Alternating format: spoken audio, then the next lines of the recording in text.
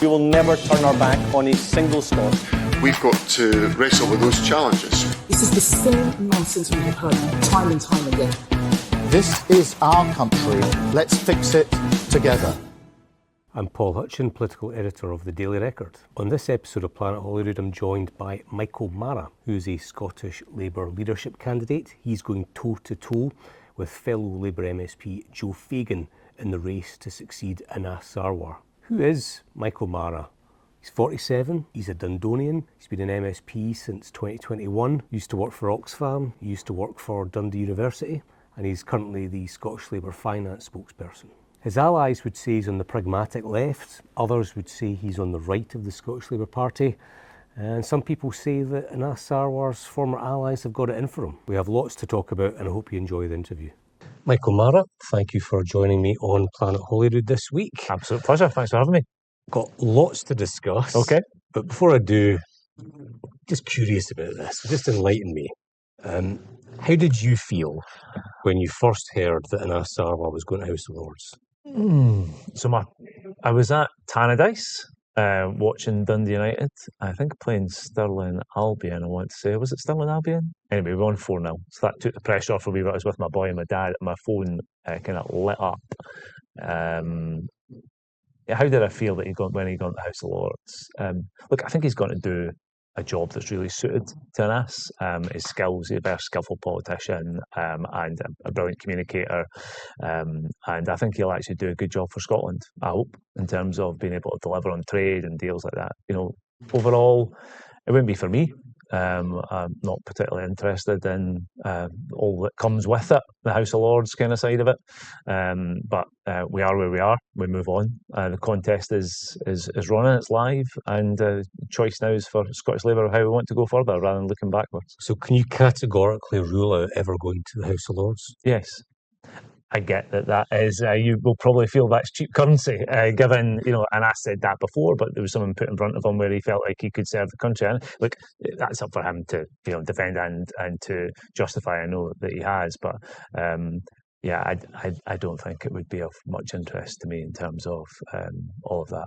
I'm happy where I am. When I'm done with this, I'm done.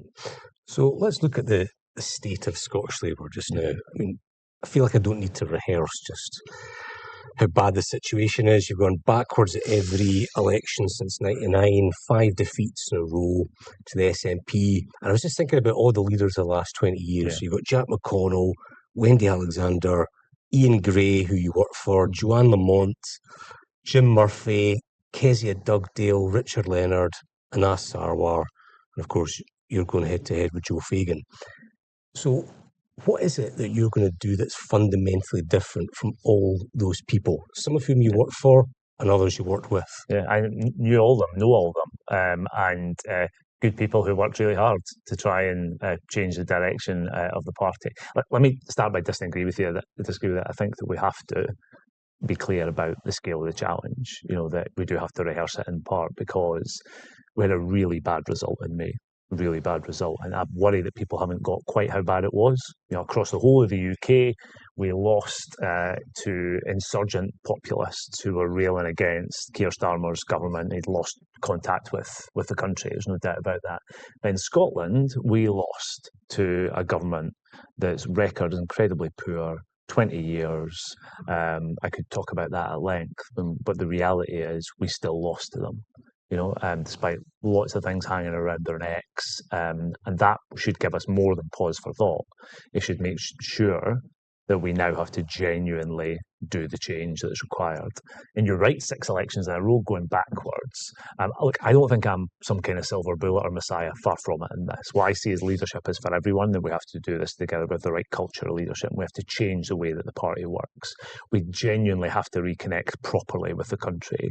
And I've set out this morning in a speech here in Glasgow a little bit about how we do that. It's politics with the doors open. It's a genuinely new way for the Scottish Labour Party for actually engaging, working with people locally. And in that, we have to reflect the needs and views of the country. And we have to be clear to them that we're not interested in the status quo, because we're not. That's not where the Labour Party has ever been.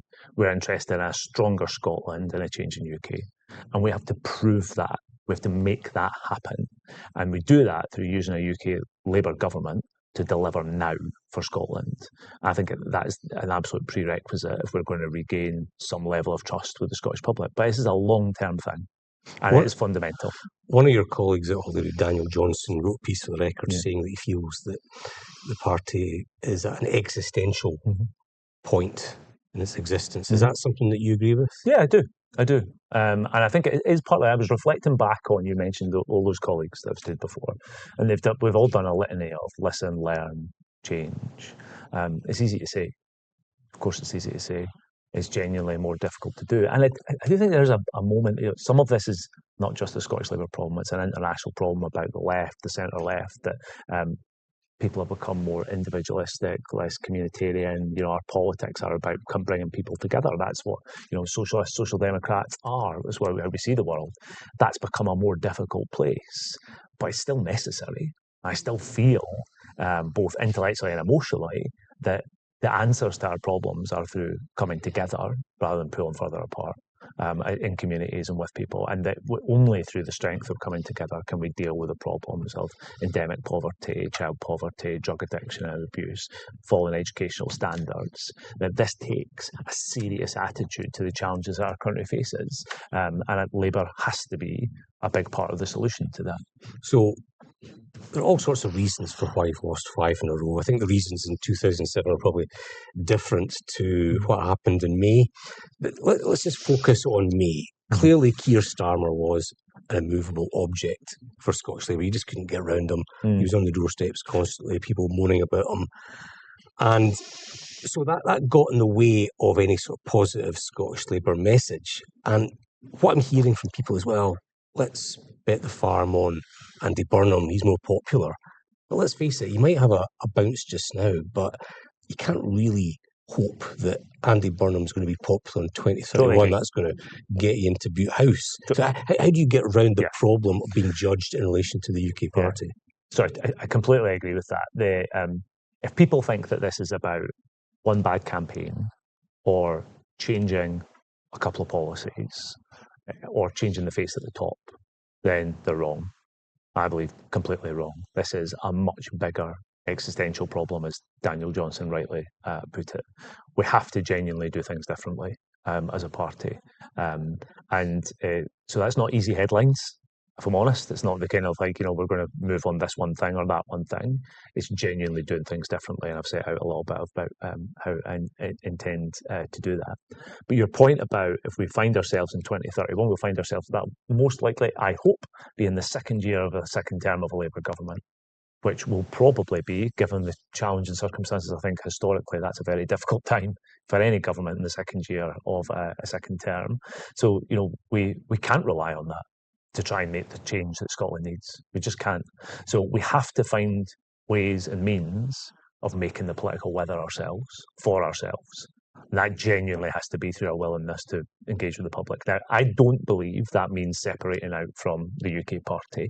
Frankly, I don't think that I've seen any evidence that tells me that the public would believe that we're not part of a broader movement, and I don't think there would be much credit to be had by it.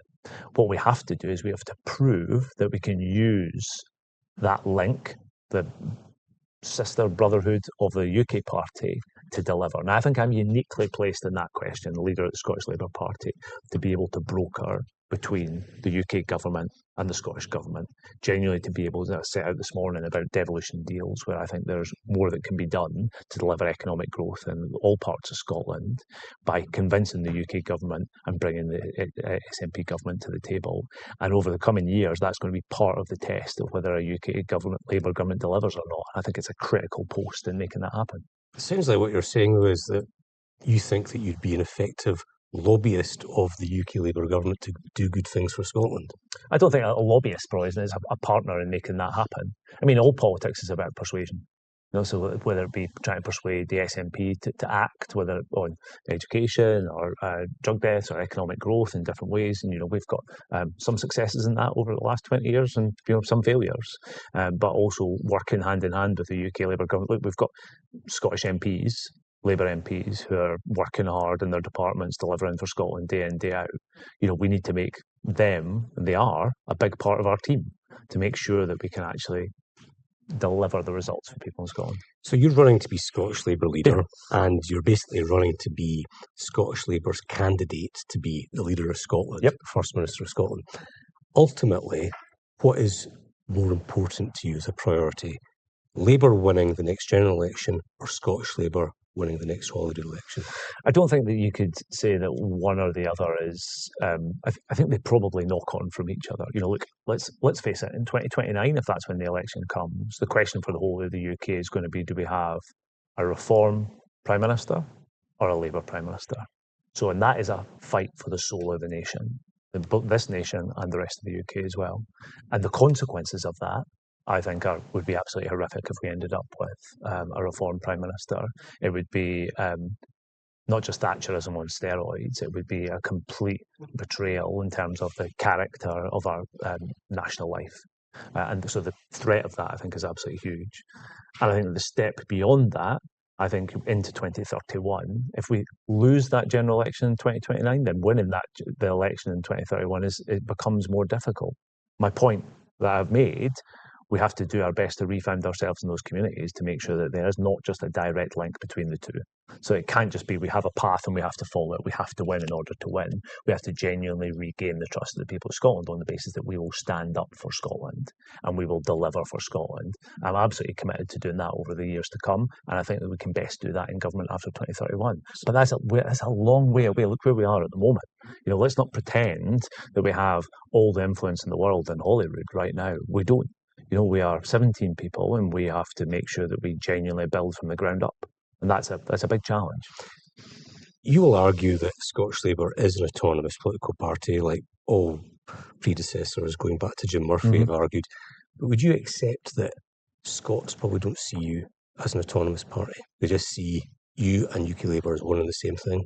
And that's a problem when it comes to Holyrood elections. I don't... So it's a problem with some voters, clearly. There's some people who are not going to give us a hearing. I think, though, that if we're offering that as a choice in the broader, and we're kind of like straying into, I think, the constitutional space here, because there are some people who believe that, an independent Scotland, and that's their strong view, right? So would be, their view would be a better country, and that's the choice that we would make. For me, as long as we're pushing this as there is the status quo or there's independence, then you will end up with 50-50. What I believe is that we have to offer something that's beyond the status quo, which is genuinely a stronger Scotland. I think Scotland is weaker as a country right now than it has been in decades. If you see the outcomes that people are getting, whether it be for health, for education, for crime, things are in a difficult place for many families. Economically, probably more than anything else, it's incredibly difficult. So we have to show that can deliver, and then you get into a different question. Can we challenge that by saying we can be a stronger country within a changing UK against the idea of independence, which I believe would make us a weaker country overall and would have negative consequences for our children and their future? That is much more of the place that we have to be, and we have to make sure that our party is focused on that delivery as the counterpoint. So I want to talk about one policy issue that has divided Scotland, and it's divided Scottish Labour, namely GRR, which was the SNP government's doomed bill to allow trans people to legally change their gender. Now, Anas Sarwar whipped the MSPs to vote for it. Two female MSPs, I think it was Claire Baker, Carol Mockin, voted against the legislation and were sacked. Now, I was at the Edinburgh hustings, and you said, accurately enough, that you did not vote for GRR. That's correct, yeah. Why didn't you actually vote against it, like Carol Mockin and Claire Baker? So there was two of us, myself and Pauline McNeill, who didn't vote at that point. So, look, I was clear with the leader and his team that I would not vote for it. And we had long discussions about what we should do next.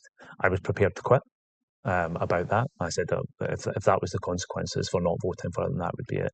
And we came to a decision that I would stay in my role, that I wouldn't vote, and that I would continue to make the argument for a change in policy. Now, I think if we see where the policy is now for Scottish Labour, I think we're in a much better place, a more realistic place about where the public is, as well as the facts, if I'm honest. And I made the argument in Parliament. I wasn't secretive about any of this. I stood up in the Chamber of Parliament. I asked the questions. I moved amendments. I said that I thought that this was illegal and that it would not sustain any kind of legal test, I was right about that. So the long term, we won the argument. But if we're honest about all of that, the real thing that won the argument was what happened with Isla Bryson the week after the legislation passed, when the public looked at that and said, this is crazy. But you're absolutely clear what the position is, that it was illegal and it was a threat to women's rights. Yeah. But if it was such a threat to women's rights, why were you not in the Parliament doing your job and voting against it, like your two female colleagues? So I was absolutely clear that this legislation was going to pass. I knew what the numbers were and where it was going to be. My view was that I had to try and win the argument in my own party to try and change that position over time. And that is the compromise position I came to. Now, I understand that there are people on both sides of this argument that are not happy with my decision on that basis. That I'm absolutely clear. Isn't it the case that you chose your shadow cabinet position over doing what was right by women? No, I don't agree with that. I took my view that politics and making these decisions is a longer term process than just that vote that was going to pass anyway. It's a pretty important vote. Oh, it was very, very important. You know where it be seen. For me, very early in a parliamentary term, with not just coming into Parliament fresh, to refuse to vote for such a significant piece of legislation and make that clear to the leader and say that I'm not going to do it. That was a difficult thing to do for me on the basis of my loyalty to the party and to Anas and the leadership. That was absolutely clear. But what I was absolutely clear about is that I wanted to fight for a better position. And I think that that's what we've delivered. It's not a clean thing. And if I'm honest, this whole debate has been a mess. Trans people's lives have got worse, and women's lives have got worse as a result of the GRR legislation. It's led to a reduction in trust about single-sex spaces.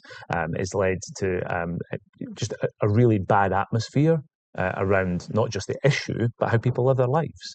And that, I think, is the real consequences of it. I feel I've played my part in it to make those changes, but I get that not everybody is satisfied with the vote in itself. The final vote was on, I think, the 22nd of December 2022, and it took place at around 3 p.m. Where were you when the vote took place? Where was I? I think I was outside the Parliament in Edinburgh. It was put to me that you might be Christmas shopping. No, absolutely. No, I don't think I was. I don't do my Christmas shopping that early, if I'm honest. It's normally Christmas Eve. But do you think, with the benefit of hindsight, it would have been better for you to actually have the courage of your convictions and do what Carol Malkin and Claire Baker did and vote against that legislation? So I think that I'm comfortable with the decision that I made, because the decision I made was to fight for a better position in the Labour Party, and I think that's what I helped to deliver. Again, I'm clear with that. It's the real thing, that the big change in that came when the Isla Bryson case broke into the public. Just to be clear, Isla Bryson, man or a woman? Man, clearly. But when that broke into the public domain, it was absolutely clear that the position had to change. But I was in that room making the argument, and to me, in politics, that's where you've got to be. Look, I believe I'm a team player. And I've been a team player for the Labour Party, no matter who the leader has been and the circumstances of it. We've made compromises in politics to be able to maintain that position. This was another circumstance where I felt that I had to stay in the tent, but fight as hard as I could to change the position, and we got there in the end. And so I am comfortable with that. I know, though, that there are women very close to me who don't necessarily agree with that position and wanted me to vote against it. That's clear. Did they criticise you privately for that? Oh, we had those discussions, yeah, of course we did. So women's rights is obviously bigger than GRR alone. There's all sorts of it. And there's a couple specifically I want to ask you about. So in the last term of the Parliament, Gillian Mackay, the Green MSP, had her bill passed about abortion buffer zones, basically protecting women from harassment as they enter an abortion clinic. Yeah. Is it the case that you had concerns about some aspects of that bill? So I agreed with the fact that something had to be done. It was pretty clear that what happened outside of abortion clinics and hospital healthcare facilities across Scotland was becoming intimidating for women, and that's completely unacceptable. I think some of the conduct of some of the people involved is entirely unacceptable. I think when you get into spaces which are about people standing silently in public and we're questioning what they might be doing, and this is partly, it's like, silent prayer. So that was the words I was about to use. Issues about that being used and people saying silent prayer. If you're doing, there are ways that you can conduct yourself in terms of this. Is like if you're at home silently praying for somebody, then that is, your own right. and our laws should protect those rights in order to do it.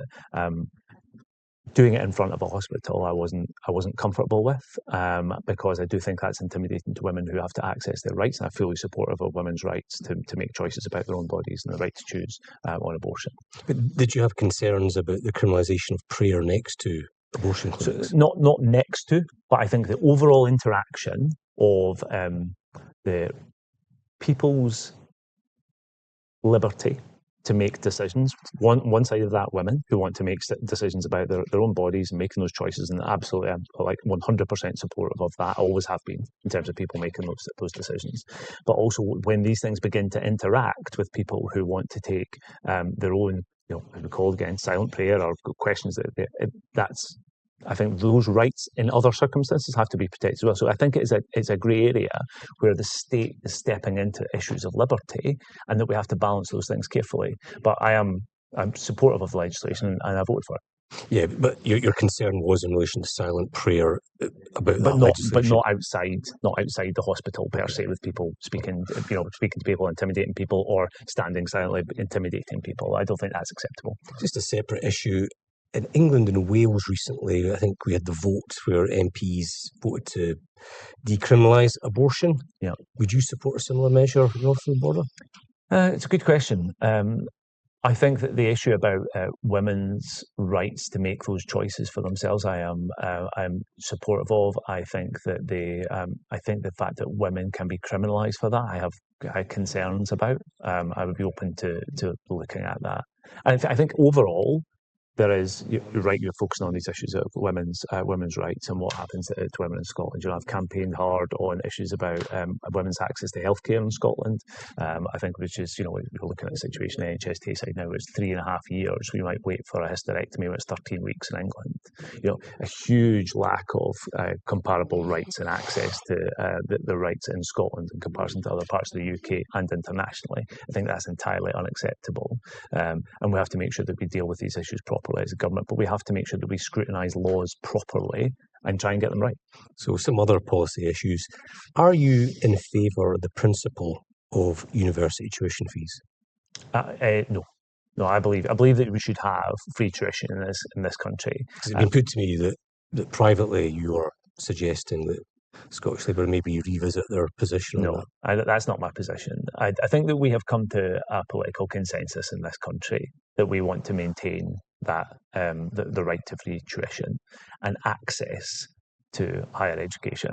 But we have to deal with the consequences of that decision, which is at the moment we are losing thousands of jobs in higher education across Scotland because we are underfunding systematically our higher education sector. We're seeing internationally a cooling international student recruitment, which means that there are big challenges financially.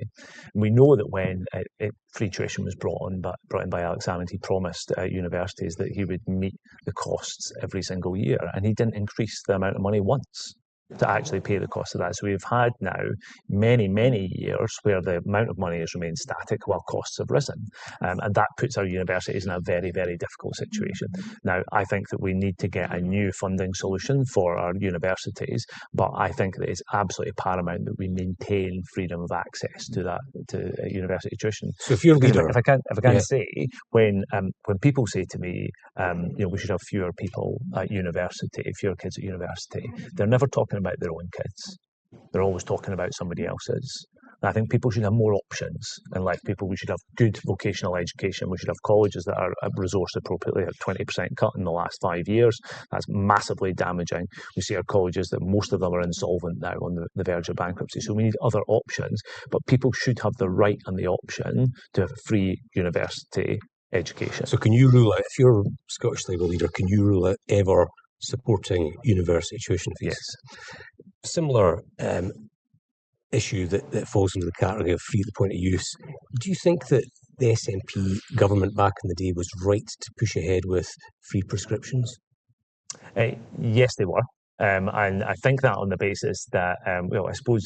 I think since then, since it came through, I've learned some of the economics of that, and colleagues have explained to me. I was a young man when this happened many years ago, but actually it got to the point where it was more expensive to deal with the opt-outs of some of the prescriptions than it was to actually provide them for free. That's a system that is completely broken. And we was absolutely clear that there was also patients who were dealing with long-term conditions, cancer and others, who were having to pay for their prescriptions, which is like an absolutely necessary part of their NHS treatment. So yeah, I think I'm all for maintaining free prescriptions. I think it's absolutely right and proper. Do you think that the Scottish Government's headcount, by that I mean the number of staff that they employ, this is for the Scottish Government, not for councils, is too high? So I think that we have seen a very significant growth in the size of the core civil service in Scotland. And I worry that the public aren't getting what they need for that investment, if I'm honest. We have also seen at the same time other parts of the public sector headcount shrink significantly. Colleges, again, I've talked about them, the number of those people employed at colleges has dropped significantly in recent years. Universities are going through the same process at the moment. The one thing that always seems to buck the trend are the people who work directly to Scottish Government ministers. Now, I'm not arguing for a net decrease in the public sector headcount in that regard. What I think is that it's actually about making sure you get resource to the front line of service delivery. It can't be the case that we just continue to increase the number of policy advisors, media advisors to the SNP, where people can't get cancer oncologists on the front line. That to me is about hard choices of politics about where you put money. But to me, that one doesn't feel that hard, if I'm honest. We can make that decision reasonably easily that where we're going to spend that money, we should see more of that money going to the front line rather than to back office PR functions. Just on defence, are you for or against Trident? For Trident. You always been for it? No, I've not always been for it. When did you change your mind? I think probably as I got a little bit older, when I was probably minded on that. I've become more convinced of it as the years have gone on, it's fair to say. Of course I worry about morality of the whole question. I read a brilliant book recently called Question 7 by a guy, Richard Flanagan, who's about the development of the bomb, and his father was in a prisoner of war camp, and like the moral questions that run through all of that. And I find those difficult questions to navigate, of course. But I think in such a dangerous world right now, with Putin as a extreme aggressor in Europe, and actually the need to maintain an effective deterrent, I think is absolutely critical to that. I don't think that disarming at this point in time. I do think that we can get to the point of reducing the number of nuclear warheads across the world, and we do that in the right way. Gordon Brown achieved that in government, and I would like to see us go more in that direction. But I think at the moment it kind of feels like that's for the birds. I'm afraid we're in a moment because of global instability and aggression that people are becoming more armed, unnecessarily so, to deter further incursions from Russia. I mean, we know that we've had Russian subs off the east coast of Scotland. We're worried about our critical national infrastructure, whether that be in communications or in energy sources. We have to be clear that we need to make sure that we have a secure country first and foremost. And our economic policy has to be based on making sure we have that sovereign security as well. Are you a Republican or a monarchist? I'm a Republican. So that means if there was a referendum on it, you would vote for an elected head of state? Yes, I would. Why is that? It's because I'm a socialist, and I believe in equality. I believe that every job should be open to anyone. I think that the monarchy represents the class system that in this country, and it ossifies it. That means that it's ever present. Do I think they do a good job in some respects? Actually, maybe they do. But on a principle basis, I'm a Republican, always have been, and I can't imagine me changing my position. So if you win next month, you're the Scottish Labour leader. Would you offer Joe Fagan, your defeated rival, a job in the shadow cabinet? I don't see Joe as a rival. I see him as a friend and a colleague. If I'm honest with you, we're in a contest right now, which is an exchange of ideas about how we change our party. We agree on an awful lot. We agree on an awful lot more than we disagree on. Of course, Joe would be part of that team. I certainly hope he would accept. So you'd offer him a job? Of course, yeah. Look, there's 17 of us, Paul. We have got to make sure that we have as effective an opposition as possible and that we can be constructive and we do that. But I think our group is full of ability and experience outside of politics as well as in. People who have been teachers, business people who have led organisations in the third sector and the private sector. We have a huge wealth of talent in that group of 17 people. My job as leader would be to help develop it and actually use it as part of the broader Labour team to do the best job of delivering for Scotland. In a similar vein, if you were next month, will you offer Monica Lennon a place? Absolutely. So there is no place for people to be sitting out this process, because they have to be part of that broad team that I want to build. I'm confident that we can do that and that we can make sure that whatever water's gone under the bridge in this. And I think actually the process so far has been comradely, good spirited, and it's right that there are points of debate and that we want to have discussions about. But I think it's been carried out in a good tone, and we have to be constructive about the future of the party. But there's no space there for people to be left out on the basis of whether it be ideology or similar small policy difference. We've got to put all our shoulders to the wheel. Are you persuaded that there should be an early general election? No, I'm not. I think we've got a very significant mandate from the country to make the kind of change that the country needs. We all know that mandate was very wide, but frankly not very deep. That's understandable across the whole of the UK, that the number of people, the scale of that victory. We got an awful lot of seats, but our winning margins in those were not great. And I think people were rightly saying they desperately wanted rid of the Tories. It's clear that in Scotland we did that effectively, more effectively than any place else in the UK. We wanted that Tory government out. The question then is that the people I think are asking us is, can you begin to deliver the change that we want in the country? And I think Andy Burnham's off to a brilliant start in that. I think he's communicating much more effectively about what the people are feeling and thinking on day to day. Clearly Keir's relationship had broken down with the country, but let's not forget there were things that were achieved in that first 2 years of the Labour government. Record funding for public services in Scotland, 13 billion across the spending review period. Lifting many tens of thousands, hundreds of thousands of children out of poverty by scrapping the two-child cap. These things have been really effective policy interventions. We brought some level of stability back to the economy. Interest rate cuts, they have actually helped people's pockets. There's lots more to do. But I think that we should be taking the time to do it. You've taken part in hustings, you took part in that STV debate. No doubt you've read Joe Fagan's positions. Do you think that you're to the left of him? Do I think that I'm to the left of Joe? I don't. I know where I am, if I'm honest. You've seen his positions, though. You must have. Clearly you're to the left of Tony Blair. Do you think you're to the left of Joe Fagan? I genuinely would find it difficult to say whether. So there's some things that I've said. I'm talking about the fact that we need in the long term to realise more funding for public services in Scotland. That I think is a left-wing position, but I think it's a realistic position. I've not heard Joe say that. Maybe he has. I've been not paying enough attention to that. But I think that these are, fine differences, if I'm honest. I think Joe and I agree on an awful lot. The question, I think, in this election for Labour Party members and affiliates is who in a few weeks' time will be able to stand up effectively and lead the party, both in First Minister's questions in the Parliament, but bringing together all of those talents within the party to actually change the Labour Party effectively for the long run. Now, I think I've got that experience both inside of politics and outside of politics. Working not just in higher education, but in international poverty, went for Oxfam, both in the UK and Africa. My academic background, a long, big hinterland outside of politics. That's where I draw my political principles from. So that's what I'm offering and that's what I bring to the table. 3 final questions. Just the 3. Just the 3. We're nearly there.